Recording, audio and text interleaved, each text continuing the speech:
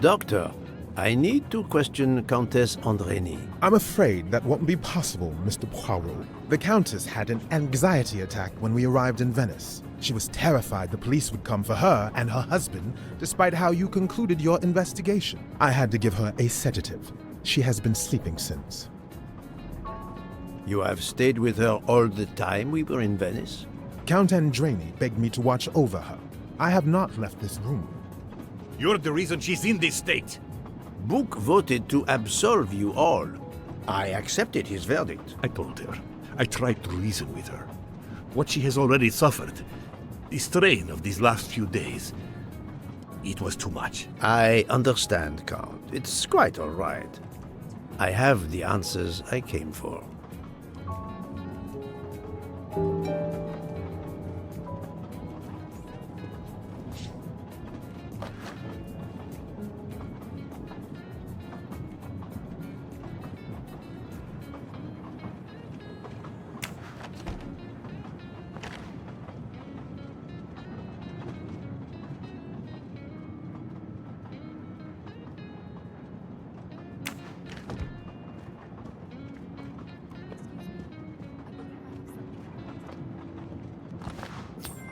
You can never have too many of these.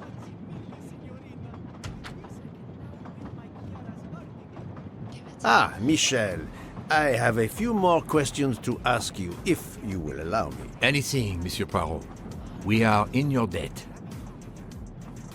Please tell me your movements when we were stopped at Venice Station. Once the compartments were cleaned and the linen refreshed, I stayed in my quarters. Did you notice anything special? Comings and goings? Monsieur Bouc had asked everyone to stay in their compartments. I would occasionally walk the train to ensure everyone was comfortable. Oh, I saw Monsieur Maury was all alone loading his crates of provisions. A great chef like that, reduced to petty labor, I would have helped him. But Monsieur Bouc had ordered me not to leave the train for any reason. So, Monsieur Maury was forced to labor alone. Let us review the actual timeline of the night of Ratchet's murder, not the one manufactured to hide your crime. I left the train in Minkowski for a smoke. Then I resumed my post. That was the truth. The train departed on schedule. But then, of course, an avalanche of snow blocked the tracks. At 12:45, Madame Hubbard and I met in her compartment to discuss how to adapt our plan. Due to the snow and Poirot. The little play we had staged for you had to be rewritten. I left her compartment at approximately 1:15. Then the curtain went up. Calls in the night, the red kimono, all for my benefit. And all for nothing, as it turned out. Do not blame yourself, Michel. I am the theater critic no playwright wants to see in the audience.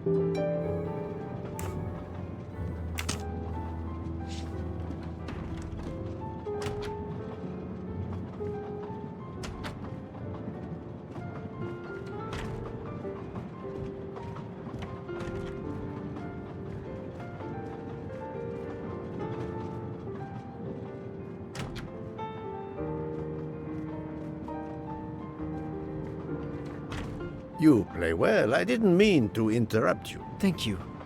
Many years of piano lessons thanks to my mother. I try to play in a few clubs in Paris when I get the chance, but as you can see, it hasn't made me rich. What can I do for you? Conversation only. Tell me about your time in Venice. I had Monsieur Bouc's permission to see my sister. She lives in Marghera, just outside of Venice. She had a baby a few weeks ago. This was my first chance to meet my new nephew. Monsieur Bouc gave you permission? Yes, you can ask him. Most assuredly, I will. What time did you leave and when did you return? I left around 9:10 p.m. I was back by 10:45 p.m. When I got back, Hotaru was in a lot of pain. I gave him a back massage. That would have been enough time to kill Monsieur Wadi and return to the train. May I see your knives? Of course, they are here. If you don't mind. Help yourself. They are under the bar counter. Tell me again about your poker game the night of the murder? It's a regular game to help relax after a long day. Let's see, we started around 11 p.m. We took a short break in Vinkovsky, Hotaru, Pierre, and I. The game finished up around 2 a.m. We'd all had quite a bit to drink. Ah, yes, I left for about 10 minutes to refrigerate champagne for the next day. That must have been around 1 a.m.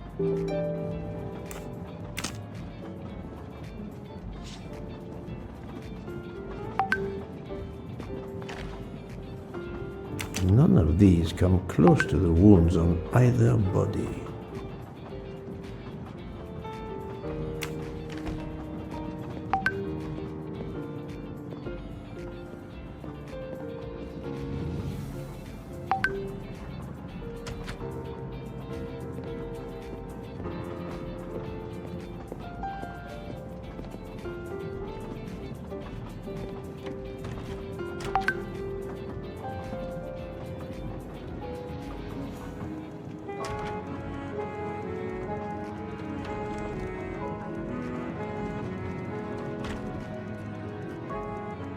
You told Fauché he could go into Venice? Marghera, actually.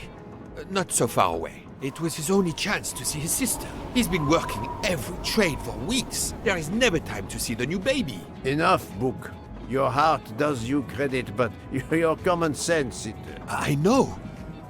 But it's fine. Isn't it? He did come back. Oh, it's fine, as you say. Unless he saw the baby, then killed someone else and returned to the train. But that's monstrous. Murder is always monstrous, my friend.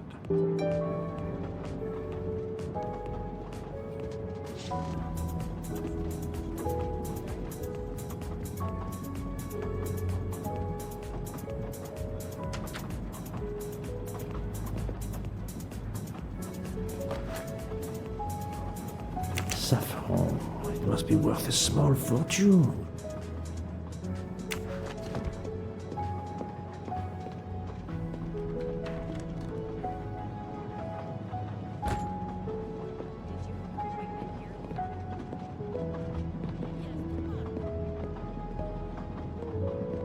Good evening, Monsieur Maury. May I have a moment of your time? I have a few questions to ask you. Of course, as long as you don't mind if dinner is ruined.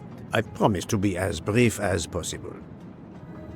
What did you do while we were stopped in Venice? With Freya's help, I loaded fresh produce for the next part of our journey. Then, you may not believe this, but my job requires a lot of physical labor. My back suffers. Fortunately, Jean has become quite adept at separating my vertebrae. As you may know, I have solved the murder of Monsieur Ratchet.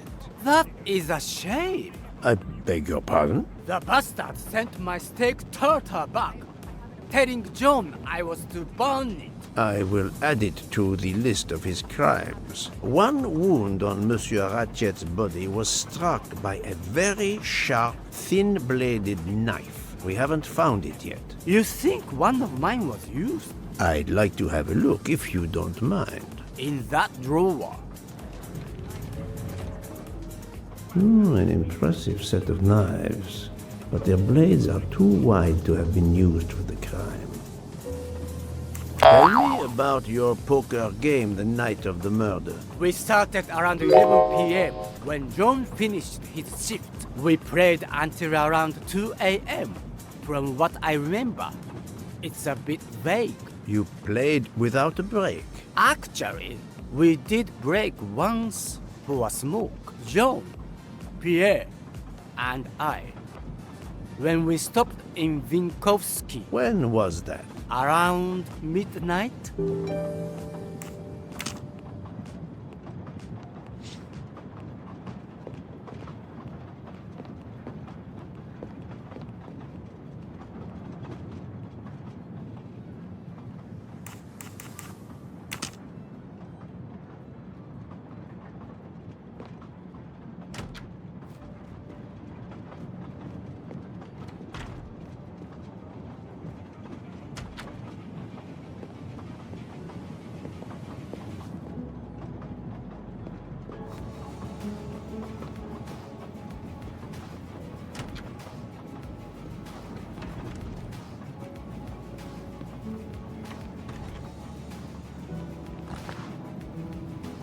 A black feather. That reminds me of something.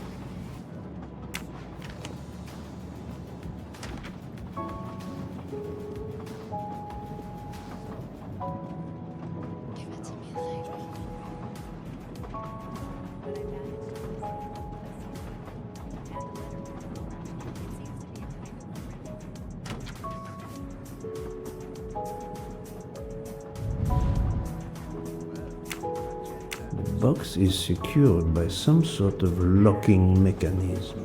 The design is formed by 3 commas. What is the word in Japanese? MotOE. And it's obviously missing a piece.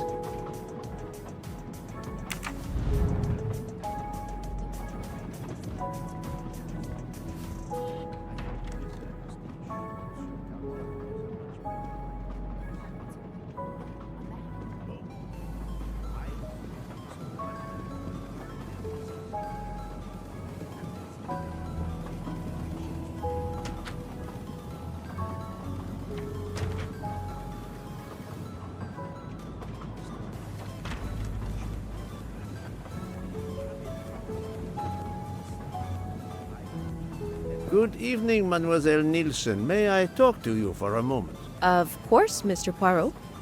I'm not going to bed right away. Can you tell me your movements while we were stopped in Venice? That'll be easy. I didn't move much at all. Let's see. I helped Hotaru load all of the food crates aboard the train. Hotaru had everything he needed, but I realized they forgot half of my order. I spent over an hour on the phone with the supplier without success. I had to change the dessert menu for tomorrow. Dr. Constantine found a stab wound on Ratchet's body that was caused by a much thinner and sharper blade than the others. Possibly a chef's knife? My thought precisely. And you'd like to see my knives? If you wouldn't mind. I would gladly show you if I had any, but I don't. I use the regular kitchen knives. You may search if you don't believe me. I see. All the knives the staff use are in the kitchen or in the lounge, except... Except Hotaru prefers to use his own. Monsieur Mori doesn't use the kitchen knives? Not usually. I know he keeps a set of traditional Japanese knives in a box in his room. He doesn't let anyone else use them. Although now that I think of it, he has been using the kitchen knives lately. Can you tell me exactly about your poker game the night of the murder? We started around 11 p.m. In Vinkovsky, we took a short break. Hotaru and Pierre went outside to smoke. Oh, and Hotaru got sick around a few minutes past 1 a.m. 1:10 a.m. maybe? He spent about 15 minutes in the bathroom, but he didn't want to quit on a losing streak. Did his luck improve? No, so we played to around 2 a.m. He lost every hand. I've talked to everyone, but some elements of the testimonies do not seem to correspond. I need to recheck a few things.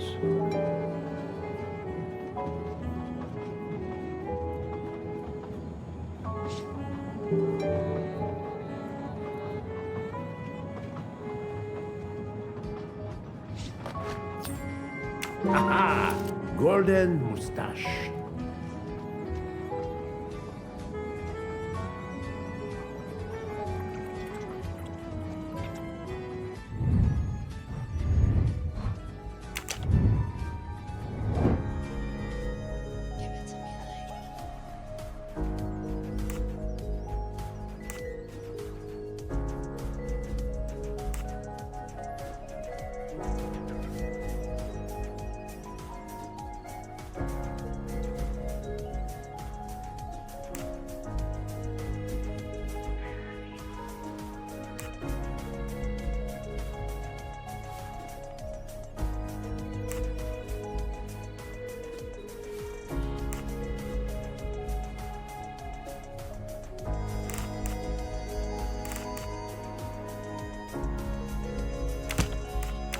I must admit I'm not right this time.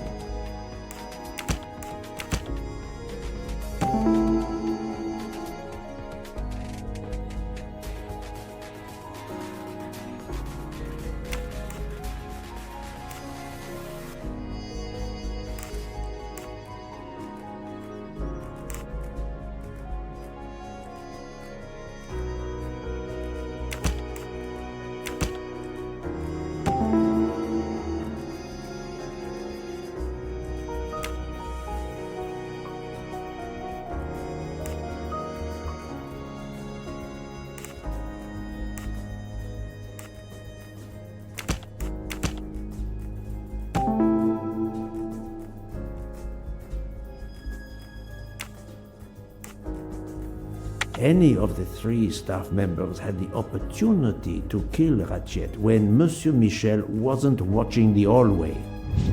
Et voilà.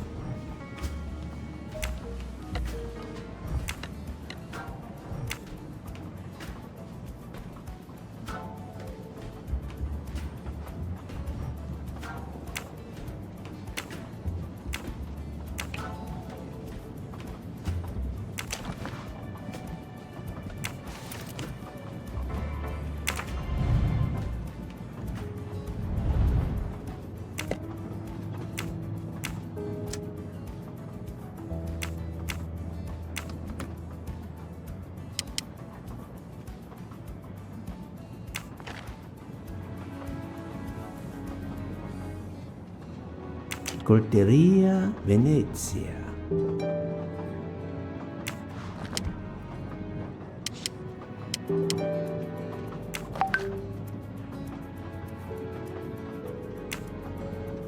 Sushi knives, razor sharp.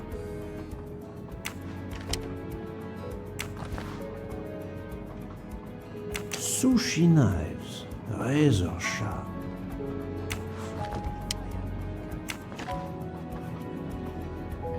Sushi knife.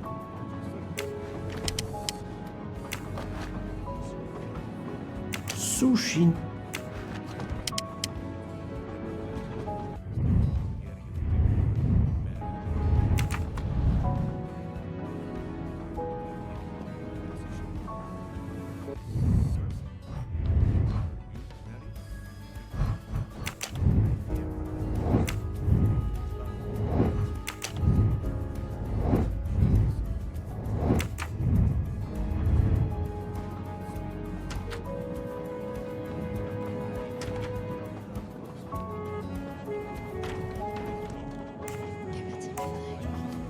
Remind me of what you did when the train stopped in Venice. No problem. I helped Hotaru load all of the food crates aboard the train. Hotaru had everything he needed, but I realized they forgot half of my order. I spent over an hour on the phone with the supplier, without success. I had to change the dessert menu for tomorrow.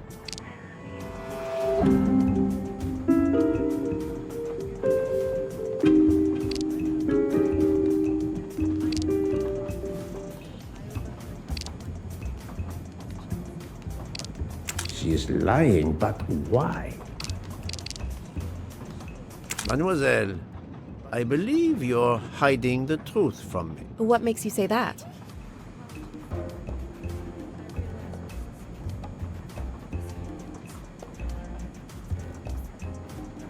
Monsieur Mori was loading crates of food on the train. Yes, I helped him. You can ask him yourself. It's true. Monsieur Mori told me that Miss Nielsen did help him. Michel saw Monsieur Mori carrying the crates of food alone. You weren't on the platform. I did help Hotaru. The entire time? He carried so many crates, his back was sore. Ah, I'm sorry about that. Okay, I'm guilty. I did leave him before we were finished, but I had to. There was no saffron he needed for a recipe. I volunteered to go into Venice and get him some.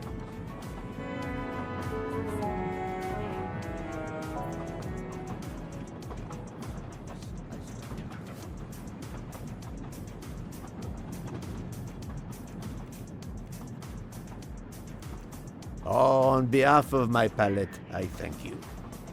How long were you gone? I left at 9:10 p.m. and was back with the saffron around 11. That's when I called my supplier for the items I was missing. Miss Nielsen had almost 2 hours to buy the saffron, find a costume, kill Monsieur Wadi, elude Detective Locke, and make it back to the train for that phone call. Yes, it's possible that was enough time. Thank you, Mademoiselle Nielsen. That is all for now. Sorry again, Mr. Poirot. I hope you enjoy tonight's dessert.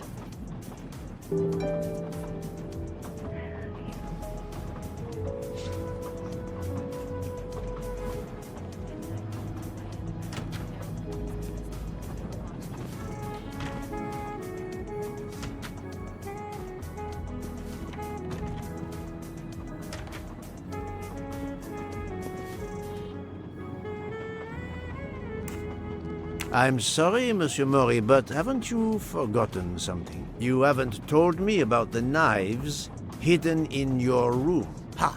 Yes, indeed. I forgot to tell you about those. They are my personal knives. I only use these knives. There are none better. I bought them all in Japan. No one is allowed to touch them except me.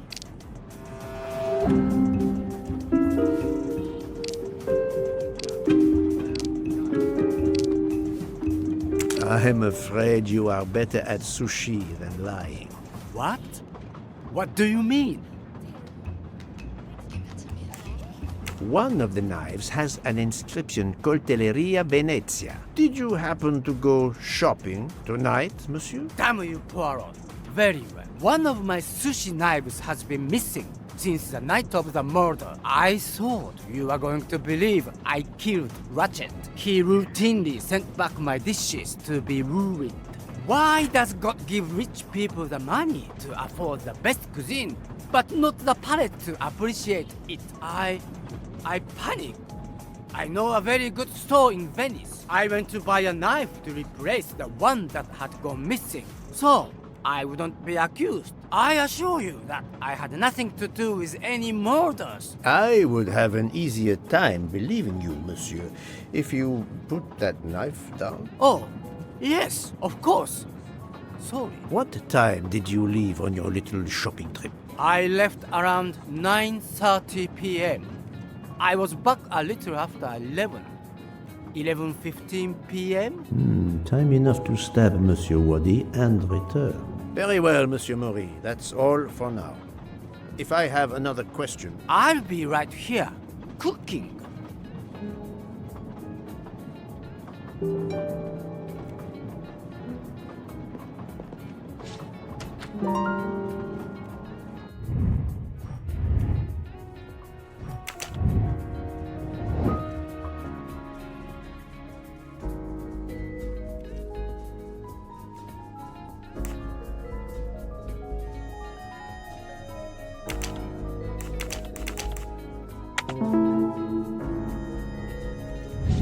My little gray cells did not let me down.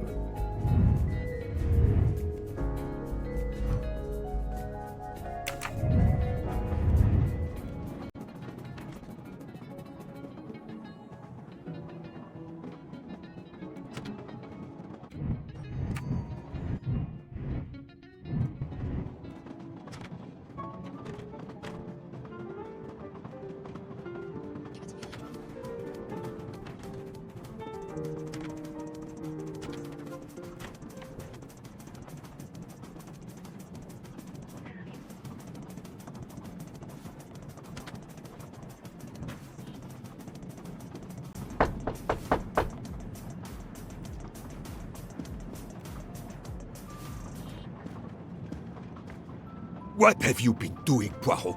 I am completely in the dark. I will shine some light on the situation, my friend. I have 3 new suspects who could have killed Ratchet and Monsieur Waddy. Miss Nielsen, Monsieur Fauché, and Monsieur Maury. They all had periods of time during both murders to commit the deed, and their alibis are weak. A visit to family, and not 1, but 2 shopping trips. But all are my employees. Alas, yes, my dear book. But we have no proof against any of them. None of the 3 appears to have any motive whatsoever. But this is a tragedy. Do not give up hope. We will catch this murderer. There is still one place that may hold the evidence we need. Geneva. Exact. Do not give up hope? Well, that's easy for you to say. But what if it's Freya? What becomes of dessert? If it's Sotaru, who will cook? Me? And the worst, if it's Jean, who will serve the drinks? I've been checking up on the Banque du Lac. I had to confirm my identity for Interpol, so they contacted my captain at the Berkshire Police. I suspect he was not pleased. That my vacation was actually an unofficial investigation? I'll say. I would be happy to speak to him on your behalf. Thank you, but he'll get over it. It's a chance to close the books on the Armstrong kidnapping. He stopped yelling, asked for a report, then granted me an extra week. Excellent. What did you learn from Interpol about the Banque du Lac? It's had a bad reputation for over a century. Customers have included the mafia, Nazis, corporate swindlers of every description, even heads of state. It is true, this. It is the worst-kept secret in banking. They take advantage of the bank's strict policy of protecting the anonymity of its clients. This is in defiance of many laws from multiple countries, including Switzerland itself. Of course, I have never taken advantage of such a corrupt system. That goes without saying, my friend. There are ongoing investigations, subpoenas, court orders. The bank will eventually have to comply, or its assets may be seized. But until then, it still thrives, thanks to its wealthy and powerful clients. It sounds perfect for the late Monsieur Ratchet. Do you have any ideas? The serial numbers from some of the bills match those from the Armstrong kidnapping. We agreed in Venice that the bulk of the money must still be physically in the bank's vault. I concur, Detective Locke. Exemplary work. So, our next task is clear. We need to get into Ratchet's safety deposit box. There will be codes, passwords. And Monsieur Wadi would, of course, have known them all. The bag of money he carried is proof of that. We'll need to find information about Ratchet's box in Wadi's office at the bank. Most assuredly, but remember the secrecy involved. I doubt his office will contain all we need. Where else must we dig?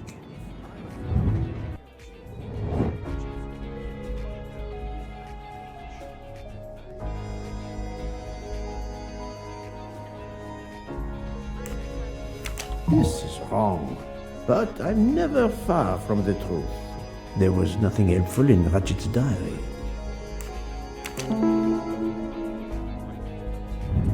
Et voilà. Mr. Wadi couldn't keep all of his secrets at the bank. Hopefully we'll find something in his apartment. We already have his address thanks to his passport, and his keys we retrieved from his body. The train stops in Lausanne at 8 a.m. But that's far from Geneva. I can delay the departure until 11 a.m. No later. The police are expecting us in Paris by the end of the afternoon at the latest. They won't tolerate any delay. The bank doesn't open until 9. I can see only one way that gives us a chance to be on time.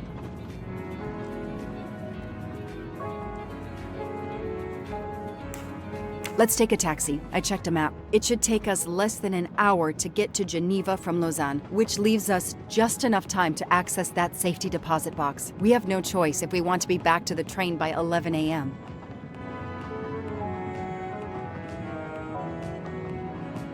The best thing is to separate. One of us searches his apartment, the other searches his office. To access the safety deposit box, we need to find the key, the box number, and the passcode. Suppose you find all this. How do you plan to get into the vault?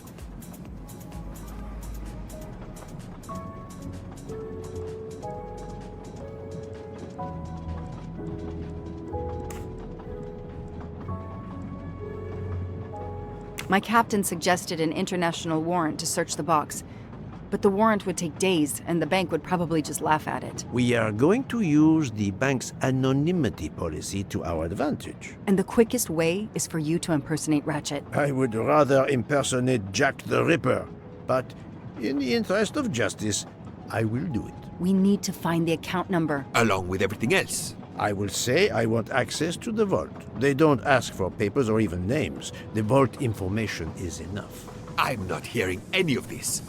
I run a trade company. I don't rob banks. Perfect. Let's recap the plan.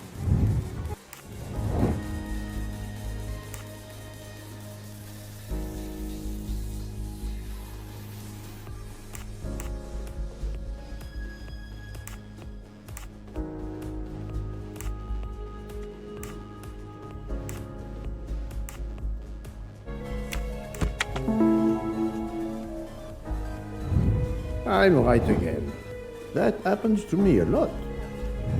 To sum up, we're going by taxi to Geneva. Then we'll split up. You're going to search Mr. Wadi's apartment. I'll search the office at the bank. When we have all the information we need, you pretend to be Ratchet, and we can finally find out what Ratchet is keeping hidden in his safety deposit box. It sounds impossible. Not for Detective Joanna Locke and Hercule Poirot. We should get some rest. You are right, Detective. We face our greatest challenge tomorrow. Together.